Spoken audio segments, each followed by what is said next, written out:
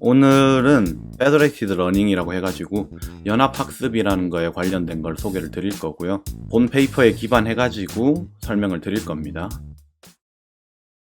요약을 먼저 말씀드리도록 하겠습니다. 연합학습, 앞으로 줄여서 FL이라고 많이 얘기를 할 건데, 이 Federated Learning은 분산된 그런 머신러닝의 패러다임이에요.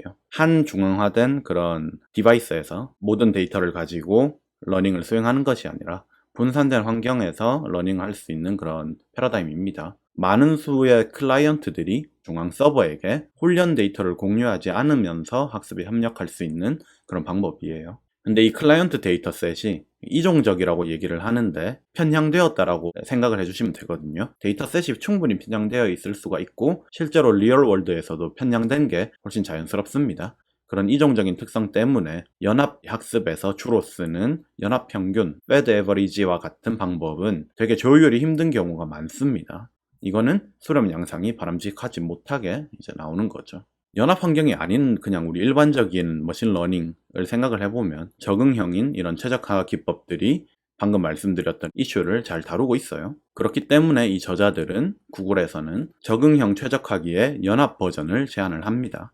연합학습에서 이런 특성들을 활용을 해가지고 이점을 좀 노려보자. 세이다 그레이드, 아담, 요기라고 하는 요 세 가지 적응형 최적화기의 페더레이티드 버전을 제안을 하고 있습니다.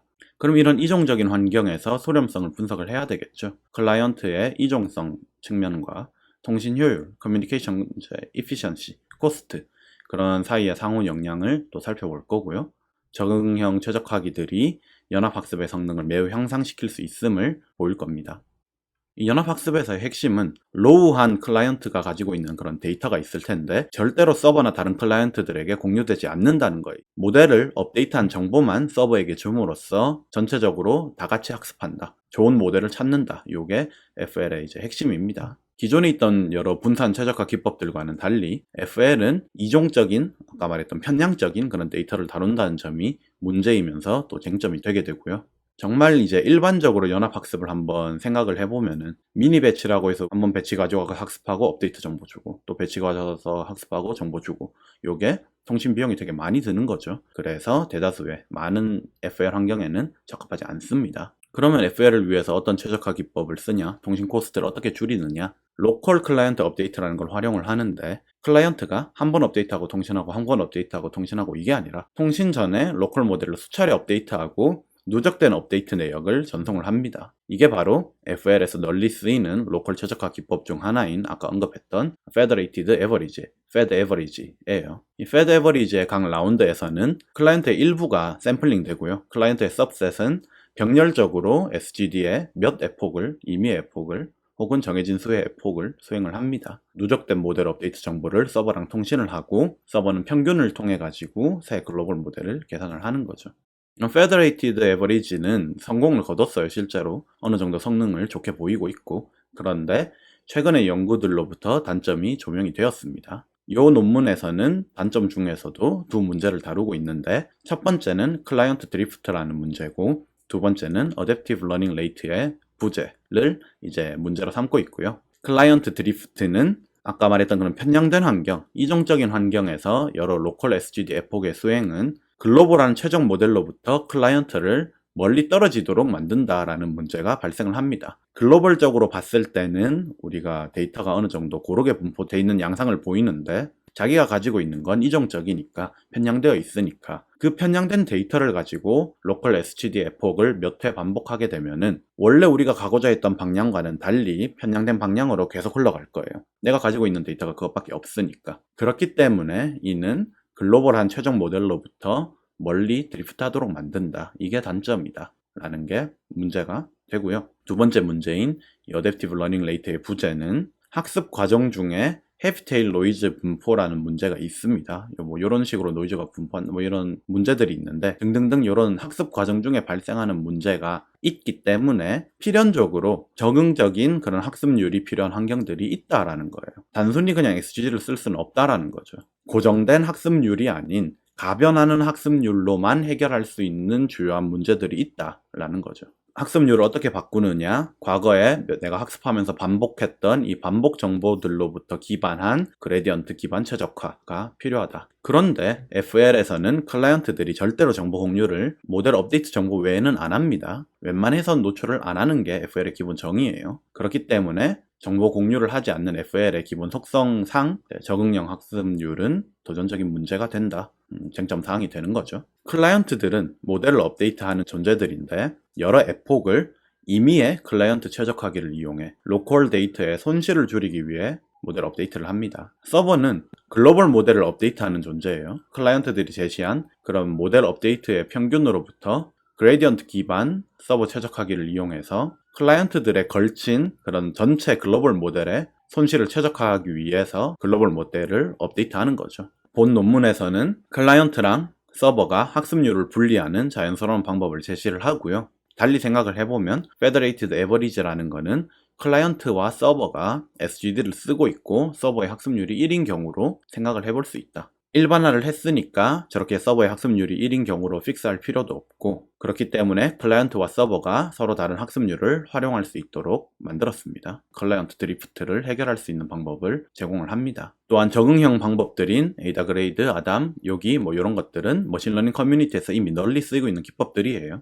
하이퍼 파라미터에 해당했던 학습률을 직접 바꿔줄 필요를 수고를 덥니다. 자동으로 학습률이 조정이 되거든요. 스케줄링을 통해 가지고. 그리고 아까 말했던 헤비 테일 노이즈 분포 등등등을 잘 다루는 그러한 기법들이에요. 널리 쓰이고 있죠, 실제로. 그런데 그거는 센트럴라이즈드 된 그런 머신러닝에서 쓰였던 기법들이고 이거를 FL에서 활용할 수 있는 FL을 위한 적응형 최적화 기술들을 개발을 했습니다. 저자들이. 결국 이 저자들의 컨트리뷰션은 일반화된 페더레이티드 러닝 최적화 프레임워크를 제시를 하는데 이는 서버와 클라이언트 최적화기 양쪽에 대한 Federated Average를 포함한 Federated Learning의 여러 최적화 기술들을 일반화했다. 프레임워크에 기반해가지고 FL을 위한 적응형 최적화 기법들을 제안을 했습니다. 이 저자들은 본인들이 알고 있는 선에서는 최초의 Federated Learning을 위한 적응형 최적화 기법이다 라고 얘기를 또 하고 있습니다. 그럼 실험을 어떻게 했느냐? 6개의 실험을 진행을 했는데요. 모멘텀의 중요성과 클라이언트의 학습률을 감소시켜주는 그런 스케줄링의 중요성이 되게 높더라라는 걸 보이고요. 이 제안하는 방법을 통해 가지고 기존의 Federated Average 대비 6개 실험 중에 4개의 실험에서 극적인 향상을 보였습니다. 그럼 이 저자들 제안하는 방법 전에 들어가기에 앞서서 Federated Learning과 Federated Average라는 것에 대해서 조금 더 살펴보도록 할게요. 우선은 Federated Learning인데 Federated Learning이 풀고자 하는 문제는 이 수식으로 나타낼 수가 있어요. 파라미터 X는 신경망에서의 가중치다 라고 생각을 해주시면 되고 비단 신경망뿐만 아니라 여러 머신러닝 기법들을 이런 Federated로 진행을 할 수 있기 때문에 파라미터라고 표시를 하고요. 라지 FIX는 i번째 클라이언트의 손실 함수인데 i번째 클라이언트가 가지고 있는 데이터 분포에서 샘플링한 배치를 인풋으로 하고 파라미터 X에 대해 가지고 손실 함수의 평균 혹은 기대값이 바로 손실 함수의 결과값이 되겠죠. 만약에 저런 FI들이, 라지 FI들이 전부 다 non-convex 하다면 걔네들을 모아서 만들어낸 small fx 역시 non-convex 하다라고 얘기를 하고요. 그래서 이 평균을 최소로 하는 그러한 x를 찾는 게 바로 이 글로벌 모델이 Federated Learning에서 서버가 하고자 하는 파라미터의 조정입니다. 가장 유명한 접근법은 Federated Average라고 해서 이 방법을 그냥 그대로 쓰는 겁니다. 각 라운드에서 클라이언트들의 서브셋이 선택이 돼요. 주로 무작위로 샘플링해서 가져오는데 그럼 그 서브셋에 대해서 서버가 글로벌 모델을 서브셋 클라이언트한테 브로드캐스트해요. 그러면 클라이언트들은 글로벌 모델을 받아서 병렬적으로 저마다 각각 자신의 고유한 데이터, 로컬 데이터를 가지고 SGD를 수행을 합니다. 학습을 해요. 학습을 몇 차례 거치고 나면은 학습한 모델이 나오겠죠. 그 모델을 서버한테 전송을 하든지 아니면 글로벌 모델을 받아서 학습을 진행을 시켰던 거니까 글로벌 모델과 내가 학습 진행한 모델의 차이, 그레디언트를 서버한테 전송을 하든지 합니다. 그럼 서버는 로컬 모델들의 평균을 구해서 글로벌 모델을 업데이트하게 돼요. 그리고 이 과정이 다시 반복이 되는 거죠. 이게 한 라운드에 해당을 하고요. 이걸 좀 이따 수도코드로 살펴볼 건데 수도코드 중에 한 줄에 이런 기호가 있습니다. 아까 X가 파라미터였죠. 신경망에선 가중치라고 또 말씀을 드리고 임의의 i번째 클라이언트의 파라미터 X에 대해서 초기값 XT에서 시작을 해서 학습률 에타 L에 대해서 손실함수 fi를 이용해서 SGD 기법을 k번 수행해서 나온 결과의 파라미터이다 라는 게 바로 요 표기법입니다. 아까 그 프로세스를 그냥 그대로 코드로 옮겨 놓은 거다 라는 걸 쉽게 이해를 하실 수가 있죠. 라운드를 반복을 돈다. t번 돌겠죠. 근데 어떤 걸 하냐?